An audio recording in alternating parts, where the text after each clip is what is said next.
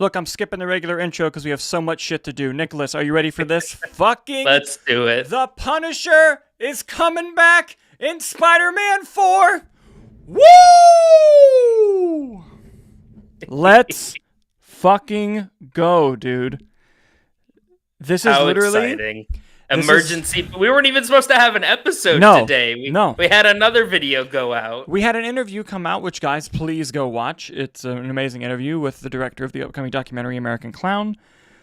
Guys, this is the most exciting movie news I've had in such a long time. I've been waiting ever for since this. the last Spider-Man news when they said, "Hey, Alfred Molina and Jamie Foxx are coming back for No Way Home." Yes, that was crazy. I have not been this excited. Like, I've been waiting for this for like 15 years. Oh my god, it's amazing. We got some stuff in the live chat. Calixer saying relate, of course. Thank you, Turnip Head and Calixer for joining in on that. Love it. But guys, sorry that we kind of went off the rails in the beginning, but we need to talk about this. Jon Bernthal, who plays the Punisher famously, will now be reprising the role in Spider-Man Brand New Day. And you might be thinking, Dalton, that sounds like a stupid rumor. That sounds really dumb. You're getting this from some bullshit site. Oh, no. We are getting this from The Hollywood Reporter. And here's what they had to say. Jon Bernthal joins Tom Holland in Spider-Man Brand New Day. Let's see. Bernthal has joined Tom Holland in the new film. Dustin Daniel Cretton will be directing, as we know, which will shoot in England this summer and has a July 31st, 2026 release date. Much of the movie remains shrouded in mystery.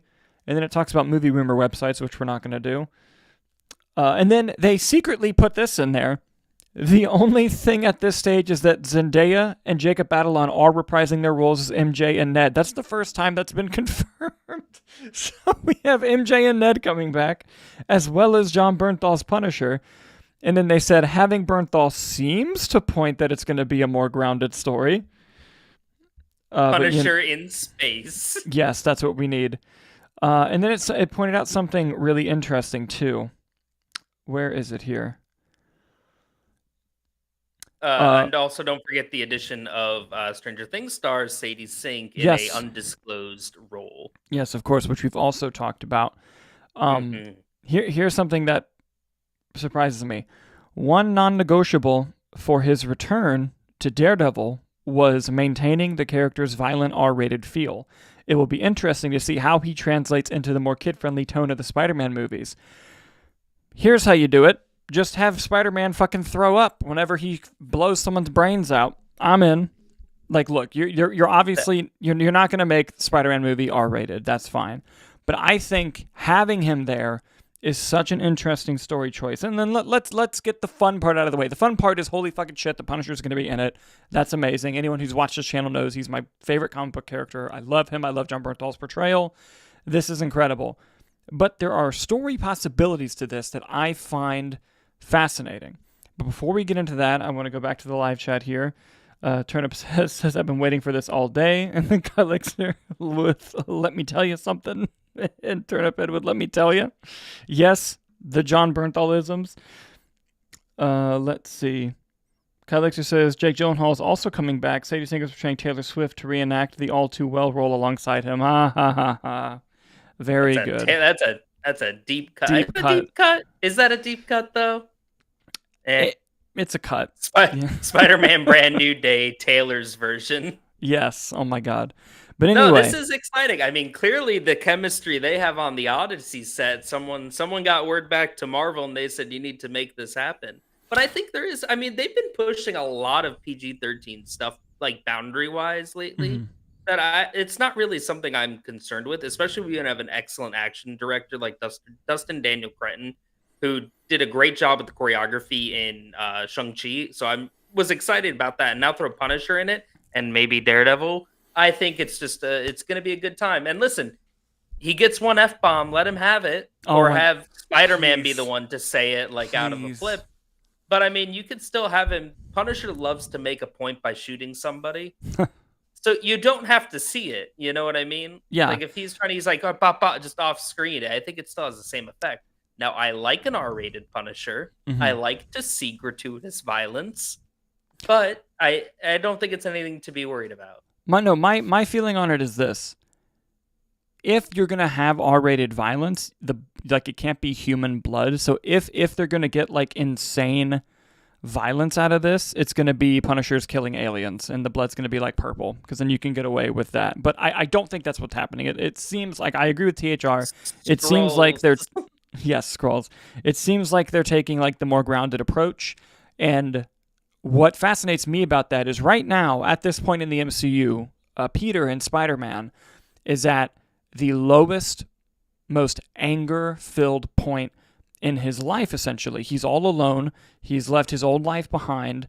And even going back to Andrew Garfield's version of Spider-Man in No Way Home, where he tells him, like, at one point I stopped pulling my punches and I got vengeful. And I feel like we're going to see our Peter Parker feel that way, especially a Peter Parker that the symbiote, part of the Venom symbiote, is now in. I don't know if they're going to address it, but like that rage is going to be there. And what's the most chaotic thing you could pair a raging young adult with? The fucking Punisher, dude. You literally have rage incarnate in one person versus someone who's just full of rage and doesn't know how to express it properly. There's going to be a clash of ideologies, which we love to see Punisher have in the MCU anyway. There's going to be this whole thing where, from Frank's perspective, because we see whenever he's with Daredevil, and it happens a lot in Born Again as well, where he like keeps trying to convince Daredevil to just start killing people. I almost feel like he can't do it with Peter, especially if he knows Peter's a kid. Like, now granted, no one knows who Peter Parker is right now, but if he meets actual Peter, will he be able to do that and like convince Peter, like, you should be killing people? Or is he going to have like this weird feeling within him about what's going on? Now, he's going to have no problem taking him out, and I'm sure there's going to be some funny and interesting stuff there. But, I think there's a lot of great possibilities. There's a couple comic book things I want to point out. One, Punisher's first ever appearance was in a Spider-Man comic. It was in The Amazing Spider-Man 129, which I've been trying to buy for over 10 years, and now I can just kiss that thought goodbye. If you thought it was expensive before, at tomorrow morning, Jesus Christ. But not only that, in early versions of the comic, the Punisher, before he was his own character, was just a kind of a villain of the week, and he was hired to kill Spider-Man. And in some iterations, he's hired by J. Jonah Jameson, because on the news and according to the public, Spider-Man's a menace, so Punisher's got to take him out. I don't think they're going to be doing that, but, dude, there's a panel in the Civil War comic. If they do it in this movie, I'm going to be so fucking happy. Oh, no. I think that they are definitely establishing their dynamic now to pull that off in Secret Wars. Okay, maybe, but the panel I'm referring to is at one point in the Civil War comic, Spider-Man gets his shit rocked to the brink of death. Punisher comes in to save his life, takes him to the Avengers compound, to the medical team, and off panel, you just see here, I need a medic. And when it cuts to the panel, it's just Punisher holding this beat to shit Spider-Man. And it's such a striking image. And I hope we get to see it, if not in this movie, eventually. And I want to dive into it more. Do you think Daredevil shows up, and do you think they're actually taking down Fisk in a Spider-Man movie rather than the Daredevil series? Do you think this could be possible? Because from what we know, they can't use Kingpin in a movie, from what we know, which we don't know for sure. Or do you buy the other rumors that the Incredible Hulk is going to be in this movie as well, and it's going to be Mark Ruffalo and tying into that somehow? I just threw a bunch of stuff at you, Nicholas. I just want to hear your thoughts, and then once you go, we'll go through some of the live chats. I don't know. It's such an interesting thing, because to kind of overview the rumors and tell me if I am misremembered, right? So now we have Punisher in it. Mm-hmm. And the rumors regarding the Hulk is that the Hulk is kind of like someone's manipulating the Hulk, and we get Rage Hulk back, I think was kind of the rumor. Yeah. Mm-hmm. And like the big kind of climactic thing is Spider-Man versus Rage Hulk, which is kind of redundant because we just got basically that in Captain America Brave New World. Mm-hmm. But I would be excited to see Rage Hulk back. Same. So I think there's a lot. I don't see how a Punisher comic ties in with a Hulk storyline. Lots of And guns. to me, I love Vincent D'Onofrio's portrayal as Fisk. I think the biggest thing for me though is it's Kingpin is so tied to Daredevil and that series and that storyline. It feels kind of upsetting if that gets resolved in a Spider-Man movie. As much as I would Yeah. love to see it, like Spider-Man's the hero of that movie, so it would kind of take away from the Spider-Man movie if Daredevil takes down Kingpin, but it takes away from the Daredevil storyline if Spider-Man takes down Kingpin. I agree, but it's that weird thing though of they don't have the rights to use Spider-Man on Disney Plus live action, Yeah. and allegedly they don't have the rights to use Kingpin in a movie anymore. So it's this weird thing that they're going to have to try to balance, and I'm just curious about it. But going back to kind of like the ideologies and maybe potential a rageful Peter Parker and the literal embodiment of rage itself, do you think that's going to come at play here, or how do you think this dynamic is going to go? I really think it's going to be a thing where I think that they are hopefully. I think what it seems like to me is that Marvel kind of got their way with the grounded Spider-Man because I don't see how Punisher fits into like a global multiversal type story. Other than they write him in and he's just there for the buddy cop ride along, and I'm there for that still. And I feel like they can't do that if they don't have like I think that we're going to be using Punisher as his way because from what we've seen from the street level side of the MCU, sorry, I'm collecting my thoughts as I'm speaking. You're What we've good. seen from the street side of the MCU is that it is typically a lot more darker and a lot more grittier than a lot of the mainstream films. Right? So when you look at it on a microscopic level of the street level MCU, it tends to be a lot more of a different beast than the global world threatening supervillains. And arguably a lot of times a lot more dangerous and a lot more scary because we've seen many times the heroes lose in ways that we don't typically see in a movie. Hmm. And if they are committed to doing a Spider-Man movie that is in that street level, I can't think of a better connection than to have that Punisher be the conduit for that introduction.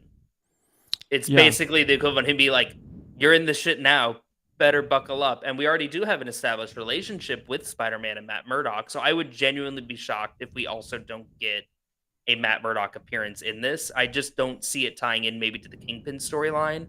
If anything, maybe just a passing reference, because as it stands right now, Kingpin is the mayor of New York. So I think maybe we don't see. I bet they're going to be working on the rights, and I bet we get Kingpin in the next movie. Mm. And I bet that's like a tease. Like I feel like the villains of this movie are going to be a lot more street level. Like maybe Fisk has a superhero task force that I'm just speculating, right? It has a Yeah. superhero task force that Spider-Man needs to like, hey, we need to get this shit under lock. Daredevil's building an army. We know that. So I could see it maybe being something like that and building into Kingpin being a much larger threat and making the TV show and the Spider-Man series feel like a parallel street that is sort of just running at perpendicular street. They're basically leading to the giant Kingpin showdown in a way Mm. that feels justified for Spider-Man and Daredevil's story. No, That was a I, lot. I'm so sorry. no, it's okay. It's an astute observation. A couple things I wanted to tag on. One, yes, not only do I think it doesn't make story sense for the Punisher to be in like a big multiversal alien type thing, but I also don't think John Bernthal would do it unless it was like Secret Wars, because obviously there's some fuckery that happens with that.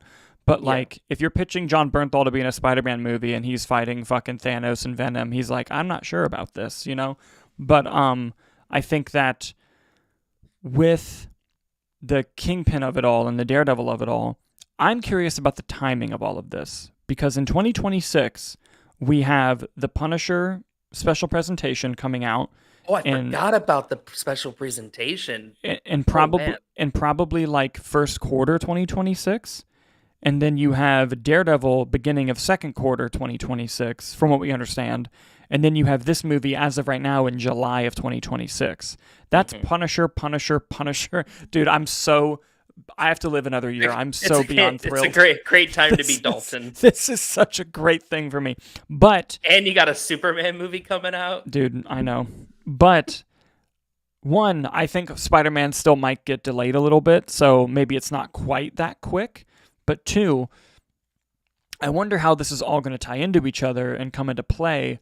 I'm wondering if maybe in Daredevil Born Again Season 2, we get the end of the current Fisk story, but the Spider-Man movie is like the beginning of a new Fisk story. Then, like you said, maybe he gets teased in this movie or makes a post-credit appearance, and then in the next movie, it's again. I could see that happening. But again, maybe it's just fucking Scorpion. Please be Scorpion. It's like just like a bunch of people and like whatever mission Spider-Man's on, Punisher's on the same mission and they cross paths. I think that would be a very interesting way to go about that. It's just one of those things. Yeah, I could see that. I feel like that's the way to do it. Is there's some. I mean, also Spider-Man has a lot of stories where he's going up against mob bosses, and obviously the animated Spider-Man, Friendly Neighborhood Spider-Man, did Scorpions as like sort of a gang type situation. I don't see the MCU taking that approach, but I think there's a great in for like a Hammerhead for some of these other villains that you can have running little mafiosa things. Now that Kingpin's mayor, Mr. there's all Negative. these little holes that they need, these little gaps in the criminal underworld that need filling. And I could see that tying to some degree to a Punisher storyline. For sure. Especially if in the special presentation we see him like, we could see him hunting down like this one mob family, and maybe the head of the mob family is who Spider-Man's taking on. If they bring the Nucci's into this, oh my God, that'd be so exciting. But before we continue, let's go to some of our live chats because we're getting a bit behind here. Turnip Head says MCU and the BCU, the Bear Cinematic Universe. Yep, good observation. So actually, there's even more to that, which is funny because there was also another cast member for Brand New Day that we did not talk about. Who's and that? that is Liza Colin-Zayas, who plays Tina on The Bear with Very John funny. Bernthal. So we have, And it guess- actually fully is a BCU. And guess who else is on the Bear? Micro from The Punisher, Eben Moss Backrack. So oh my God, it is. I totally forgot about that. So many crossovers on the Bear. But now he's the Thing. Yes, but from another universe, so it works. It is, yeah. Morgan Bernard asks, the real question is, will Karen make an appearance? I hope so. I like Karen. I know that Morgan Bernard famously does not like Karen, but I do. Hannah Heiler adds, why can't they use Kingpin in a movie? Spider-Verse? Great question. Hold on. Culixer made a joke. Kingpin became animated. He can't do live action anymore. It's a one-way surgery, kind of like shrinking. That's funny. But what we know is we didn't know this. And then recently, Vincent D'Onofrio did an interview where he's like, yeah, they've tried to put me in a movie, but apparently there's a weird rights issue where they can't. And then like that surprised everybody because the only live action Kingpin movie that there was the 2003 Daredevil movie with Ben Affleck, but that was made by Fox, and Disney now owns all of Fox. I said live action movie. Was he in another live action movie? No, Ben Affleck and Jennifer Gardner and Colin Farrell. There you go.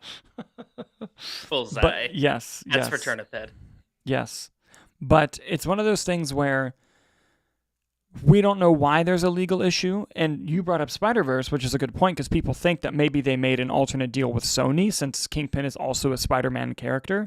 But if this is going to be a Sony movie, which is Spider-Man, why can't it work? Like, who knows? But also, it's important to point out, legal issues are not as crazy or not as easy, I should say, as people think, because a story that I think of is David F. Sandberg, who put a Watchmen reference in the first Shazam movie, and the legal team at DC got mad at him when they watched the final cut because he didn't ask for clearance, and he's like, don't you guys own Watchmen? What's the problem? And apparently it was like a bigger problem than that, and he's like, I thought we owned fucking Watchmen. I didn't think it was a big deal. So like, who knows what the implications are there? Some more live chat stuff. Turnip Head says Karen sucks. I'm sorry, I disagree, but you are not alone. There's a whole section of the internet who thinks so. Calixer says, watching you two spot another 2 to 3 Bear members was like watching wizards perform magic. When it comes to pulling random names out of our asses, it's basically the version of that meme like that. Ba, ba, da, da, da, da. Yep. Turnip Head responds with your bullseye and says that that's for you, Nick. So that's fun. Here's a question for you. How many Bernthal screams do you think we get in the movie? the real question is to go back to earlier comments. How many "Let me tell you something" Reds do we get? Because he could Ooh. still use the line. Yeah, so there's definitely going to be a Daredevil reference if he's not in the movie. My only thing I with would be him, but shocked. here's the thing, people don't remember who Peter Parker is. And did he represent Spider-Man? Because you could get away with it saying like, "Oh, I represented Spider-Man," but Oh, that's it's true. it's one of those whole things. It's I tough. just I just want to know, do you think there's any truth to the Hulk of it all, the Hulk I storyline? think there I think there might be. I don't know if it's the storyline that they're going to fight the Hulk necessarily, but I would not be first of all, if they're making Spider-Man 4 and the movie is Spider-Man and Punisher versus Hulk, that we might get the Feige tattoo. I know I've made the joke before, but if that's quite literally the plot of the movie, sweet Jesus. But I honestly, I think people are maybe overthinking the Hulk side of things. Mhm. Technically, he's still Professor Hulk, and Peter's going to college. I just kind of see him being a professor, well, like when genuinely, you that know? could be it, like Dr. Connors, but it's Dr. Banner. Yeah, That could be it, but Dr. Banner and Connors. true. I believed the rumors of Hulk when it was really looking like Mr. Negative was going to be the villain, because I figured there could have been some sort of scientific thing going on there, but I'm not sure now. Um, it's going to be interesting to see. But Well, because then there were, yeah. now that Punisher's been announced in the movie, I feel like anything's on the table. But It's all crazy, but I mean, I remember seeing there were rumors too about there being like two villains and not like names or villains we would have like seen before. So I'm curious how that play. Like mhm. I feel like they're throwing out random tidbits to different leakers. Yeah, I feel like it feels like, put my conspiracy hat on. I feel like they're trying to throw smoke everywhere and just baffle everyone about what this movie could be. yeah, no, true. Going back to Mark Ruffalo, the reason why I believe he's in the movie is because it's no secret that Sony, as part of the deal, Marvel can use Spider Man, but every time they make a Spider Man movie, Sony gets to use a big Marvel character. That's why Iron Mhm. Man was in Homecoming. That's why Nick Fury was in Far From Home. And it's why Doctor Strange was in the third one. And Daredevil for a little cameo. I don't think in Sony's eyes, I don't think Punisher satisfies that requirement. It does for me, but I don't think for Sony, it's like you're going to take a television character and put him in our movie and say that the deal's satisfied. I don't think so. So There's having the Hulk and OG Avenger be there would make sense to me. So that's why I kind of believe Mark Ruffalo's in the movie, because someone has to be in the movie. They literally have to by Yeah. contract. So, Have Spider-Man and Hulk like interacted at all in the MCU? oh wow, what a good question. Because and I'm only asking this because there is an excellent comic run that is very similar to the storyline they did about people forgetting Peter Parker, Hmm. and they kind of do it in a way where Banner was Banner at the time the whatever was cast or however it worked, and he wasn't Hulk, and they did it in a way that Hulk remembers. Because there's like a whole panel Right, where right, right, where right. Hulk says, Yes. "Oh, Peter," and he's in full Spider-Man. He's like, "Wait, did you call me Peter? Like, you're not supposed to know that." And he's like, "Oh, Banner forgot. I remembered."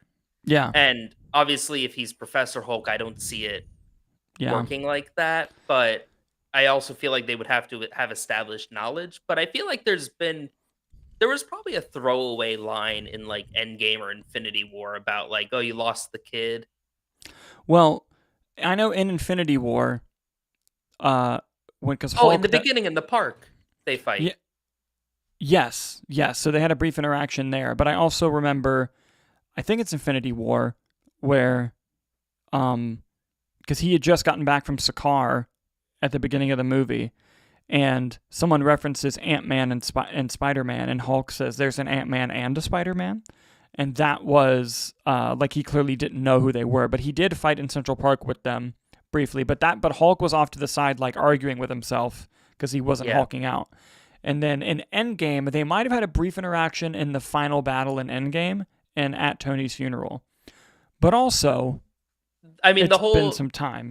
the whole arc of Iron Man in relation to Spider-Man, like in the 5 years when they were all figuring it out, I'm sure like it came up, like I lost the kid, like I bet Hmm. like I feel like Banner is definitely aware of Peter Parker being Spider-Man. Well, he's definitely aware of Spider-Man, and I think that from Peter's side, like let's say he still doesn't know that Peter Parker's Spider-Man, Peter still knows Bruce Banner and knows how smart he is and knows all the infamous stuff on that. Infamous, I'm using the word wrong again. All the famous stuff on that. I think that Peter can approach Bruce Banner with the knowledge of I know who you are, but Banner has no idea who he is. Like I think that's a very real possibility. Or and Hulk still knows Spider-Man, so if Spider-Man shows up, that'll work. So there's a couple different options that you have there. I'm curious about Punisher.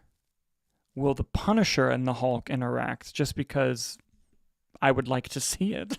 I don't know how it would work story-wise, but here, I'm going to do some live chats real quick, and then we can talk about it some more. Yeah. Calixer agrees that we should talk about how many Let Me Tell You Somethings we're going to get. Turnip Head asks if John Bernthal screams or anything like Shailene Woodley's, to which Calixer responds, yes, just have him scream once and keep reusing that. So that's funny. And Calixer also adds, thoughts on Ironheart.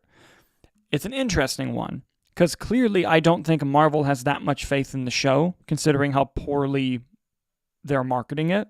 And they're doing, 3 episodes and 3 episodes over just 2 the show's going to disappear in 2 weeks, which just shows that they don't have a lot of faith in it, which is unfortunate. I know that they shot it years ago, like 3 years ago they shot it. And this was back under the original mandate from Disney, where they had to put out like 5 movies and 5 shows a year. And they have all this stuff in the can that they've made that they just have to release now.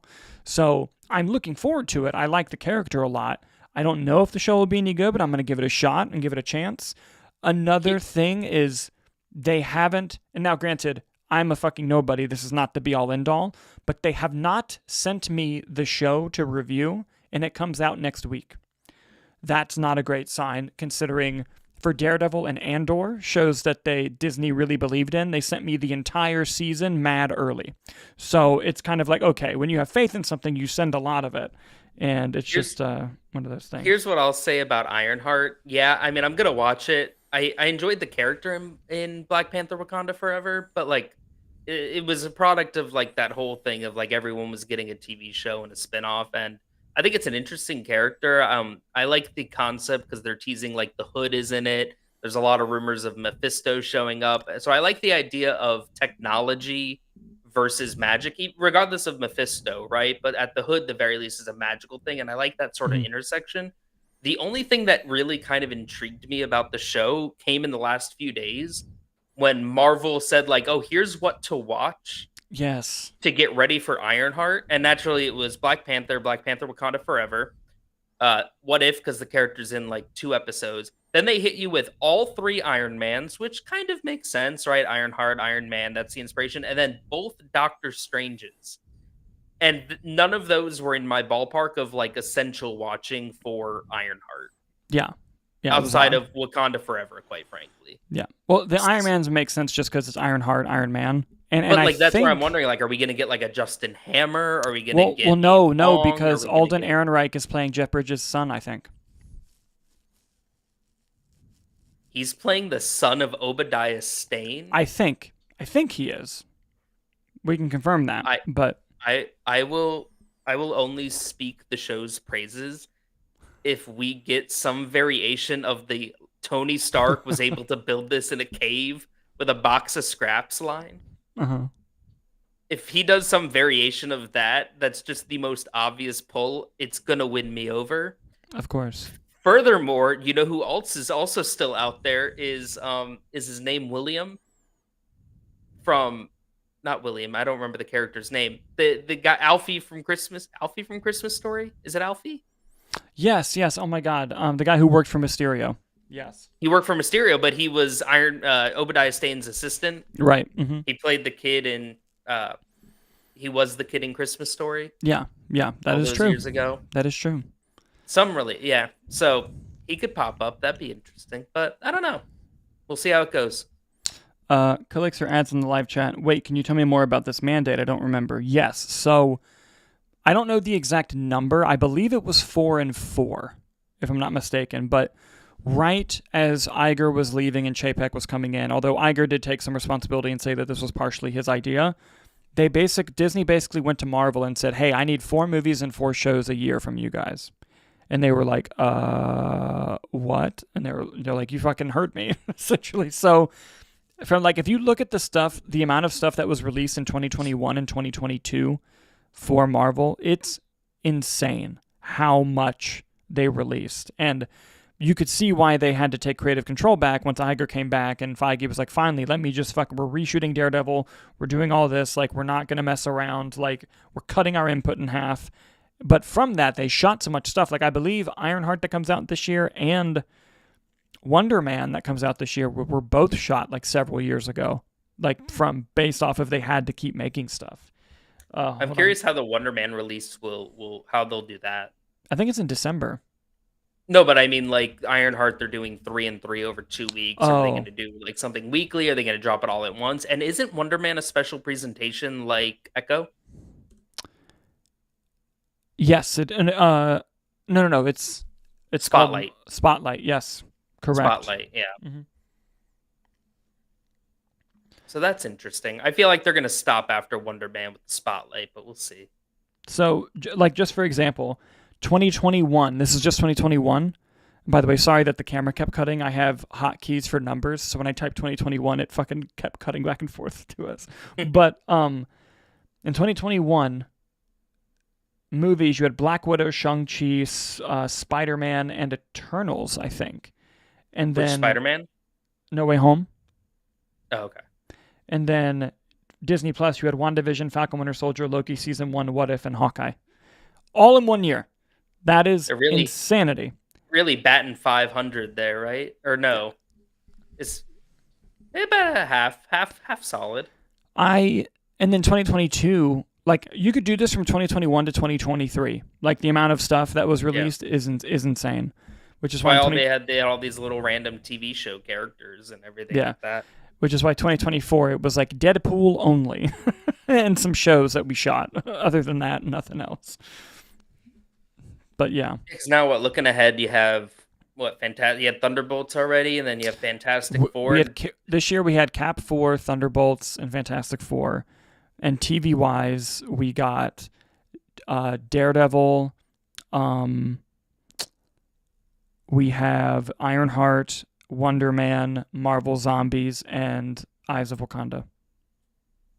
Yeah, the 2 animated there on the back end. So they have a lot of TV show to fill the back here, right? Because they're kind of done in July. They're basically throwing out everything that was already done. It's just getting thrown out this year.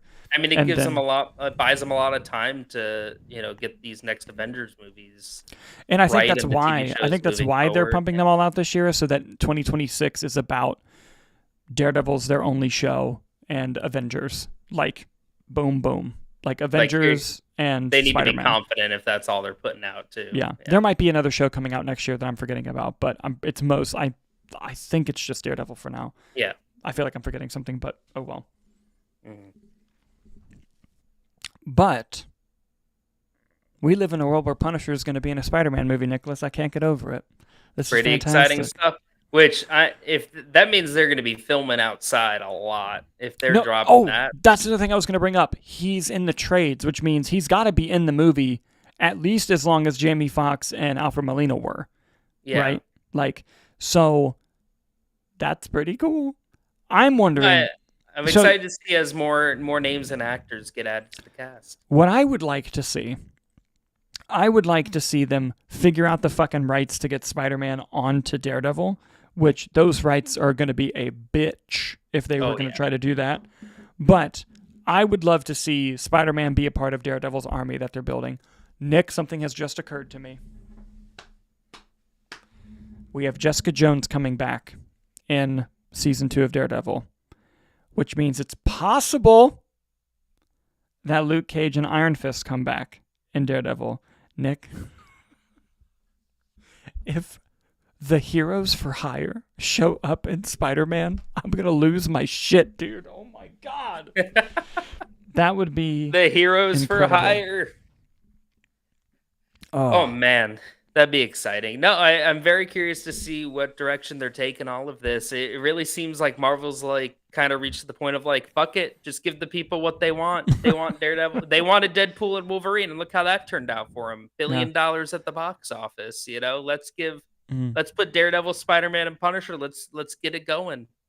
No, I think what would actually be a really funny joke in the Spider-Man movie is they bookend it with jokes about how like at least the multiversal stuff is out of here. Like Peter being like, I got a lot of problems, but like at least, you know, the universe isn't collapsing. And then like he does the whole movie, then at the end he's talking to somebody and he's like, yeah, but again, that was tough and everything, but you know, the universes aren't colliding. There's no other variants.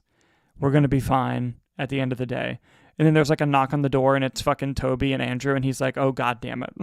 It's time for Yeah. a brand new day. Yeah, and then like something's going on with fucking Doctor Doom, and that has Here's to what go I into want to it. know. I'm jumping ahead, but I want to know what the next Spider-Man movie's called. Because we had the Home trilogy, right? Homecoming, Yeah. Far From Home, No Way Home. Are we Mhm. going to be in the Brand trilogy, the New trilogy, the Day trilogy?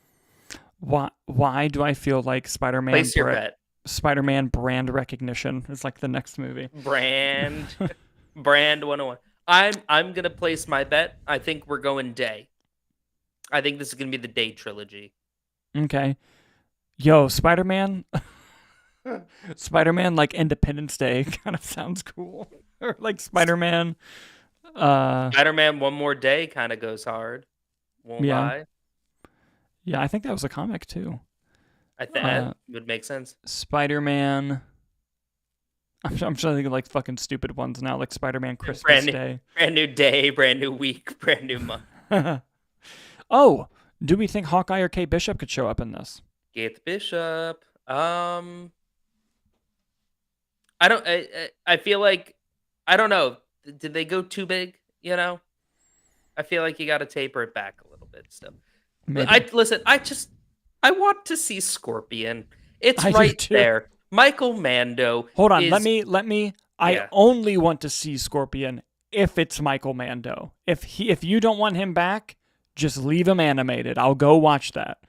Yes. I want Michael Mando to come back and play Scorpion. Michael Mando is an incredible actor. They set him up as Scorpion. He's been sitting right there. Fuck it, bring Michael Keaton back as Vulture.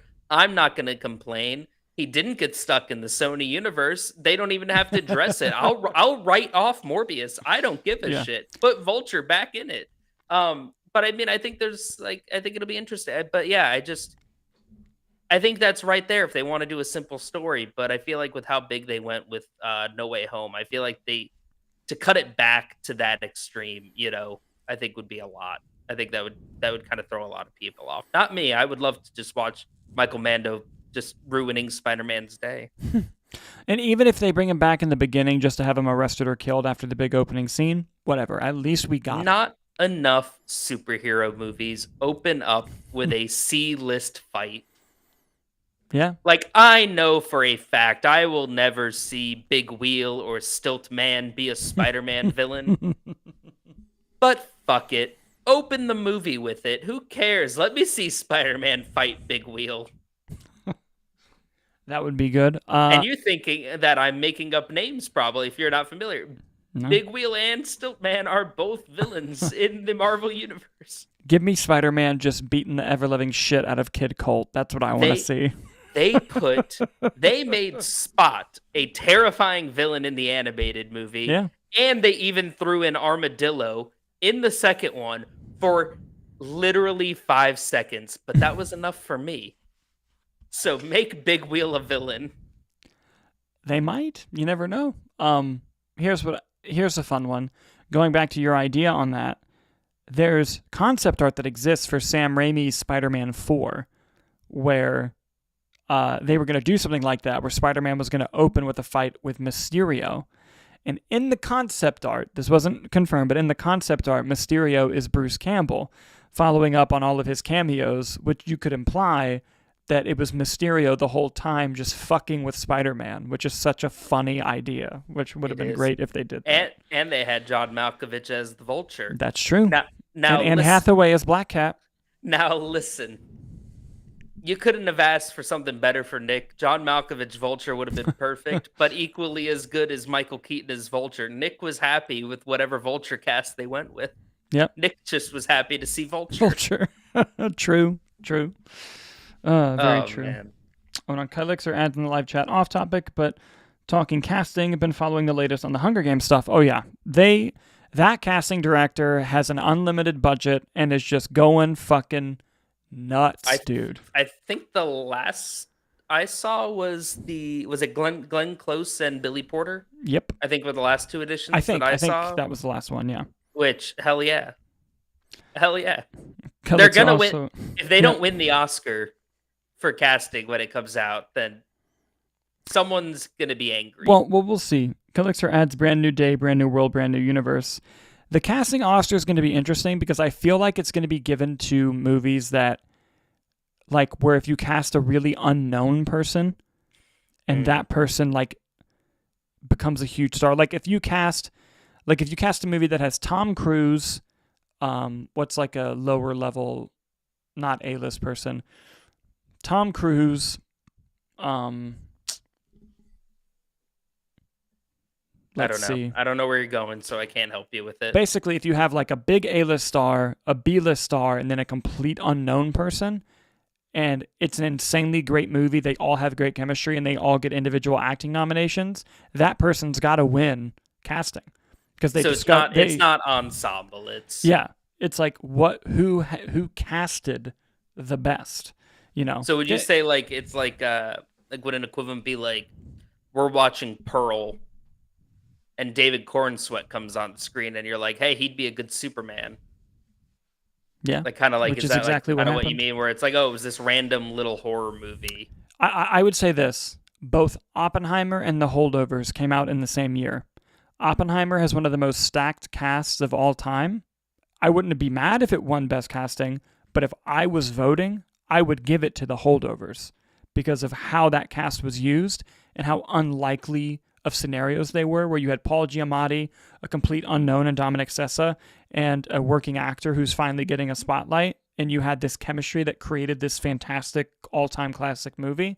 Like, to me, if I'm casting who's the best casting director, I'd be like, where the fuck did you find these people? Like, that's, to me, it's maybe not to the Academy or to everyone else in Hollywood, but like, if you're Christopher Nolan and you just get all these A-listers begging to work with you, like, did you really cast anybody? Or did you just... Counter using that same year, Ryan Gosling as Ken wins the Oscar. Just the one cast. That's it. Yeah, that's fair. That's fair. I mean, all three of those movies would have been nominated for Best Casting. Oh, 100%. For sure. 100%. For sure. Well, guys, I'm so happy that Punisher's going to be in Spider-Man. If this news, like if something happens where this deal falls through, I'll be very sad. But that's, guys, when I tell you how unplanned this was, I was looking forward to not doing this today. And literally, Nick's on his way to the movies. I call him and I go, THR, now, dude. And he just opens it up. Well, Morgan opened it up for him and it was just like, holy shit. And there was a mutual understanding of like, well, we gotta talk about this. It was one of those things because whenever we have like life happens, we had the interview we wanted to promote on the channel today. And we're kind of like, oh, we'll write off the Friday show. And we make the joke every time like something comes up and we don't have a show where we go, well, we'll have to do a show when we're talking like we say like big news and we're like, Kevin Feige stepping down from Marvel type news. And sure enough, it finally happened. And we got John Bernthal in Spider-Man Brand New Day, which obviously has stopped nothing. We even called the episode title the Emergency Roundtable. This was... We threw this together so quick and we didn't need to plan anything because we talked about this for 45 minutes and we had already been talking about it quite extensively beforehand. Yep. It's exciting news. This is why we love movies, why we love doing the show. We get stuff like this that just gets us excited and it's just great to engage with the chat and the audience and you got to do it. Share that love. Yeah. You got to do it. I'll leave you guys with this, just because Kalixer brought up Ironheart earlier. I'm chronically online when it comes to the movie stuff, so just in case you didn't know this, Mephisto is in the show, and he's played by Sacha Baron Cohen. So enjoy that in like episode 5 or 4 or 5 when he shows up. So there you go. Is that actually like fully like? Are there articles like? You can point to this date and time and tell me I'm wrong if it doesn't happen. That's crazy. I'm excited. So what a casting. Oh, I hope he looks like a CGI mess. Oh, I can't. Maybe. And again, call me out of my bullshit. If this does not happen, tell me. Not my scoop, by the way, someone else's scoop. But I think it's very true. So, yeah. It's about time. Mephisto rumors have been circulating since WandaVision. Since WandaVision, yeah. And we get him in fucking Ironheart of all things. Mm-hmm. And what's so funny is they shot Ironheart like 3 years ago, which was 2022, which means they were trying to capitalize on WandaVision, which just came out in 2021, and then it just kept getting delayed and delayed. And now Mephisto's just not a... If ever there was a time to pull him back, it would have been in Agatha. I agree, but you know. But here we are. Here we are. Anyway, guys, before we start just getting, crazy, sleepy, and going off topic again, that'll do it for the emergency roundtable. Punisher's going to be in Spider-Man! Life's never been better. Thank you guys so much for watching, and we'll see you on the next one.